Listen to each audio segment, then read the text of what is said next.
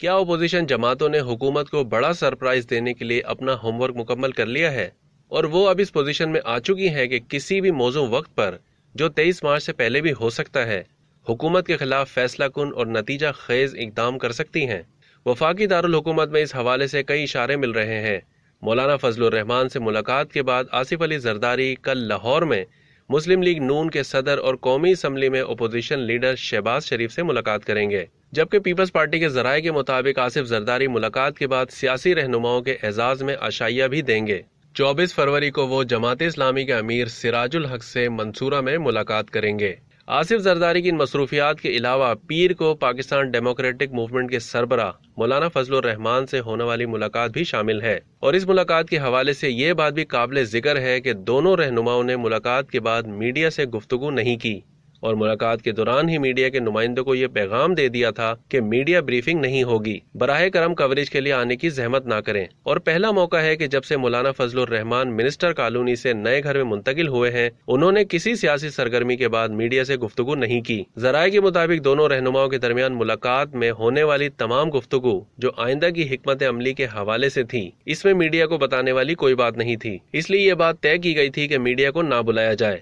حکمت عملی پر مبنی اس گفتگو کی حساسیت کا اندازہ اس بات سے لگایا جا سکتا ہے کہ پاکستان پیپلز پارٹی کے شریک چیئرمین آصف علی زرداری کے ساتھ سوائے رخسانہ بنگش کے پارٹی کا کوئی رہنما شامل نہیں تھا جو ایسے مواقع پر ان کے ساتھ ہوتی ہیں۔ رخسانہ بنگش جو پہلے بیگم نصرت بھٹو کی سیکرٹری کی حیثیت سے ان کے ساتھ ہوا کرتی تھی اور جنہیں بھٹو خاندان کا انتہائی قابل اعتماد فرد سمجھا جاتا ہے، اب آصف علی زرداری کی معتمد خاص کا درجہ رکھتی ہیں۔ ذرائع کے مطابق مولانا فضل الرحمان کے رفقا میں ان کے صاحبزادے اسد الرحمان جو قومی اسمبلی میں جمعیت علماء اسلام کے پارلیمانی لیڈر بھی ہیں، ان کے علاوہ اکرم دورانی بھی شامل تھے۔ آصف زرداری مولانا فضل الرحمان سے ملاقات کے لیے ان کے رہائش گاہ پر پہنچے تو مولانا فضل الرحمان نے باہر آ کر ان سے پرجوش انداز میں معانقہ کر کے ان کا خیر مقدم کیا۔ دونوں کے درمیان کم و بیش 6 مہینے کے بعد یہ ملاقات تھی۔ ملاقات میں ہونے والی گفتگو کے دوران کہوں اور چہرے پر اطمینان سے کہیں سے یہ محسوس نہیں ہوتا کہ یہ طویل عرصے بعد ہونے والی ملاقات ہے، جس پر یہ قیاس بھی کیا جا سکتا ہے